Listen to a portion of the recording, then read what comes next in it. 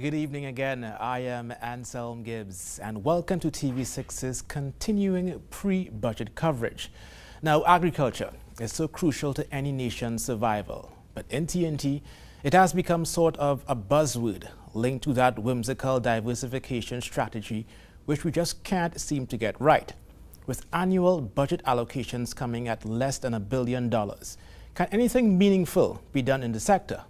As we look ahead to Monday's budget presentation, we seek the views of agriculture economist Omerdath Maharaj and rice farmer Richard Singh.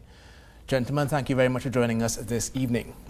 Now, here at TV6 and the media on the whole, we have covered a number of stories with complaints and different claims from farmers and people in the agricultural sector. Why do you believe this sector continues to struggle this much? You see, planning and advancing food and nutrition security for Trinidad and Tobago, just by your introduction alone, appears to be a clear challenge. Yeah. So it causes stakeholders to misdirect either their advocacy or even at the central government level to maybe even misdirect resources. Then, of course, that compromises the national good, which is we want to have greater provision of food. In some of the reviews you have hosted on your pre-budget coverage, people talk about food prices. That's the man on the ground. So while we might talk policy, we talk budgetary allocations and so on, is really the consumers look at their limited budgets. They look at their limited budget, the household fiscal space, how they could plan expenditure, how they could survive, and of course, live meaningful lives. You know, we talk about the cost of transportation and all the other things, the cost of crime, personal home security and so on. So while all of that is happening, in terms of consumers looking at the other end, and while people at the top talk about policy and so on, glaring examples will continue to arise, as Richard is so eager to discuss. Glaring examples will continue to arise as we seek to satisfy the national appetite. And I could just put one card on the table, which is between 2010 to 2015, Trinidad and Tobago would have imported from 4 CARICOM neighbors just over $231 million in bananas and plantain. Richard is, of course, perhaps the largest rice farmer in Trinidad, and he would get into his discussion very shortly, but I just wanted to say that that's a basic fruit, and if between those years 2010 to 15 we have not offered originating either at the ministry level or even at the agriculture society and so on, meaningful projects and programs. So when we talk about the budgetary allocation, which I mean you're very sharp to identify that, the point is, as a Minister of Agriculture, if you have not presented to the Ministry of Finance, projects, programs and so on that need to be funded, that need to be carried forward and so on, or even perhaps a broader scope, a medium-term plan, while in government for the state enterprise sector attached to the ministry, of course it will be underfunded. Yeah? So when we are slow to articulate either to the Ministry of Finance on a yearly level, or even at the cabinet level, and it all begins in the absence. Right now we operate with the absence. I describe it as overarching national policy framework for sustainable agriculture and rural development. Now what that means is, from the outset, when you have political opportunity, yeah, I would have liked to have appreciated the minister and his team of experts to, of course, say to Trinidad and Tobago, present to us, what is the plan, yeah? And, a lot of people who seek political opportunity always talk about where's the plan, where's the plan, where's the plan. But the point is, that apart, we have a population of 1.3 million people to feed into the future. And the Prime Minister has been very real, I think, if we just look at the last 2 months in his revelations in the energy sector and so on. But agriculture has suffered a history of underinvestment, which you started off by acknowledging. And aside from a history of underinvestment, it has, in my opinion, a history of failed policy. Because whether they are good ideas or not, we have not seen the fluent transmission over time. What are the objectives and so on that we set out to achieve, and what are the deliverables years afterwards? So when we look around the agriculture sector today, it's very difficult to discuss with you here success stories. We talk about the best cocoa in the world. We talk about the potential in hot peppers. We boast about these things. But I recently had an opportunity in China. For the last 3 weeks, actually, I came back to Trinidad and Tobago in the last few days, courtesy the government of China. And we went to Hebei province. And I was made to know that they are the largest producer of walnuts. These fancy imports that you love? Hebei province, well, by extension China, as the largest global producer, I should say, of walnuts. Over 1 million tons they're also the largest consumer. So when we talk about best in the world, these are the conversations I would like to have for Trinidad and Tobago. You see, although we have the best flavor profile and so on, how are we monetizing that? What is the work program? What are we going to influence production within the medium term and so on to carry the sector forward? And Richard, of course, I know you're probably eager to jump in here, but you know, based on what we have been talking about so far, and even now, of course, now the finance minister will make his budget presentation on Monday. You as a farmer, a rice farmer, what would you expect, what would you like to hear, or perhaps what's on your wish list to hear from the finance minister that you think will help boost and improve life for you as a farmer and the agriculture sector as a whole? Well, first of all, thank you for giving me the opportunity. Basically, I don't have no wish list because budget after budget, what all the budget did for the agriculture sector in the past 30 years, in my opinion, is decline all the sectors. All the sectors decline. What I would like to see is our plan. If we don't have no plan, we do not know where we're going. If we're going, we're coming back. Because look like, for example, Venezuela has all the resources in the world, and today the people are starving. You understand? People leaving the country and coming back for food. We need to feed our people. What I would like to see the finance minister do, together with the Minister of Agriculture, is come up with a policy, some type of plan, and introduce to the public, look, this is what we're going to do.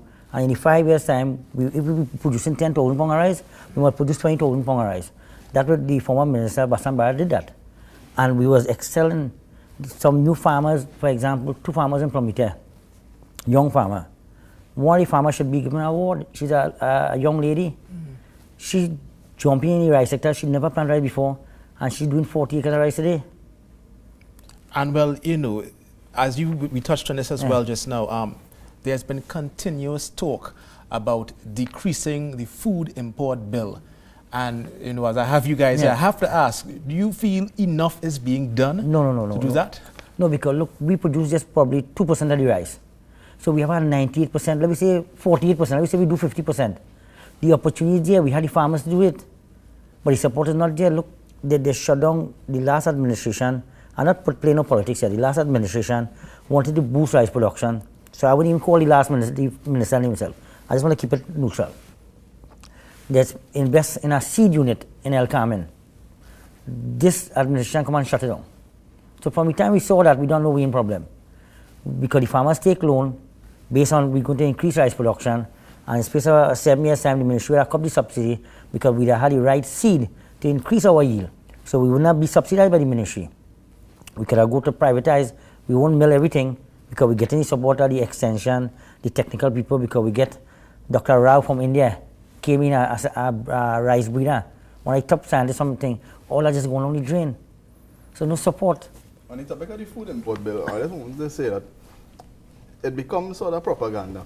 You know, we keep saying the food import bill, and it gives people on the other side of the coin the interpretation that we produce nothing in this country. We do have a beautiful agriculture sector, I must say, and hard-working men and women from Charlottesville to Icacos. Let's get off the bat. But the other thing, seriously, is when you look at the food import bill, it must be understood in its structure, all right? They are actually products and commodities that we import into this country, necessities, not luxuries. Of course, we need them, the wheat products and so on. They are also intermediary products and concentrates that come into the country, but they are also primary agricultural commodities that come in the country, which we do have comparative and competitive advantage in production, which is the bananas and plantain I raised at the start. When we talk about concentrates and intermediary products, if you look at tomato paste, for example, it comes at the port of Port of Spain, it goes to Diego Martin Industrial Estate, Diamond Vale, where it produces a pack of ketchup. That pack of ketchup could be found in a parlor somewhere in Guayari. Yeah? So, but along that value chain, from wherever the paste originated, through our manufacturing sector, out to retail, it created thousands of jobs. So when we suddenly jump out and say, reduce the food import bill, we really have nothing to substantiate. So in fact, some of these imports have been propping up, through the food and beverage industry, have been propping up domestic employment and so on, and all the related income aspects. So it needs to be a sustainable approach, and we need to be focusing on those sectors in which we do have the productive capacity, and of course a cadre of skilled personnel and equipment. All right, we have so much to talk about. I know you guys have a lot to get off there and get out there. We have to take a short break right now, and we'll be back after this break with more.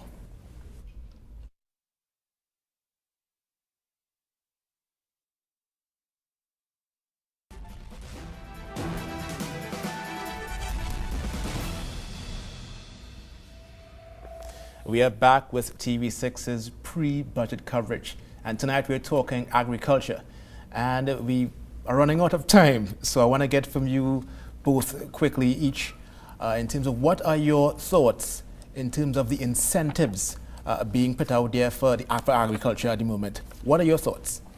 Well, basically, the rice farmers have incentive. We have incentive already. But the problem is we need support with seed so we could produce better rice, better quality rice. And we need support, we need payment on time. And the government had to come up with a plan. There's still no plan. We don't know if the rice industry going up or going down. So right now we're still scrambling. I would like the finance minister to do something about that because we need to feed our people. And Mr. Miraj, I know you want to jump in. I know we have a lot of doom and gloom, but I also wanted to have a talk about breadfruit, maybe on another occasion. But in the agriculture incentive program, the minister has, of course, in the last budget brought forward 100,000 grant to practicing farmers to, increase their scale and scope. I look forward to that finally being implemented now. I see the $250,000 facility for agro-processing. I know of two awardees, the Montserrat cocoa farmers, and just yesterday, the day before, the Moruga hill rice farmers. And the minister has gone out to the University of the West Indies, which I know of, for a review of the overall agriculture incentive program. How, of course, we could try to motivate different subsectors. We are focused on a lot, more concentrated on the equipment, buying vehicle and all those sort of nice things. And he has spoken about it quite liberally. I look forward to, of course, the ministry's adoption of that review and, of course, its implementation. So, but again, that is just the incentive program. I'd have liked to see it latched into a policy framework that says what are we trying to incentivize, what are the outcomes we want to see at the end of the line and so on. And I think that would have been, that would answer a lot of questions and reduce a lot of the noise in the sector, at least where he is concerned politically. Well, gentlemen, thank you very much for your time. So much to talk about, so little time, but we really appreciate you stopping by to be part of TV6's pre-budget coverage. Thanks for the invitation. Thank you very much. You're welcome. Of course, our coverage continues tomorrow night when we'll be speaking about the energy sector. Join us here tomorrow night again after the 7 p.m. news. Thank you. Good night.